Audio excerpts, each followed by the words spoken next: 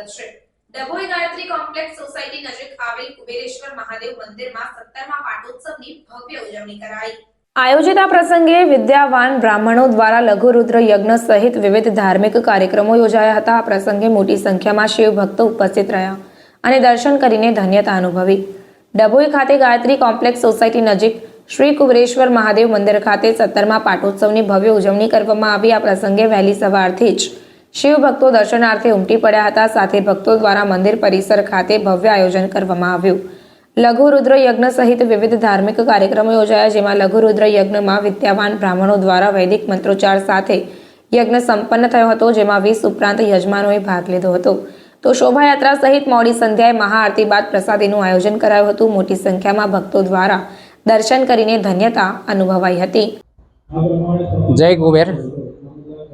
Shri Kubereshwar Mahadev Gayatrinagar housing નગર સોસાયટીની અંદર આવેલું સરિતાનગરની બાજુમાં તથા સિનોર ચોકડીથી સરિતાનગરની વચ્ચે રોડ ઉપર જ આવેલા કુબેરેશ્વર મહાદેવનો આજે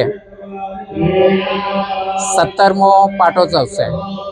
આ જે કુબેરેશ્વર મહાદેવ છે એમની પ્રાણ પ્રતિષ્ઠા તારીખ 18/2/2008ના રોજ થયેલી અને ત્યારથી દર વર્ષે આ દિવસોની અંદર શ્રી કુબેરેશ્વર મહાદેવનો પાટોત્સવનું ભક્તો દ્વારા ખૂબ ધામધૂમથી ઉજવણી કરવામાં આવે છે।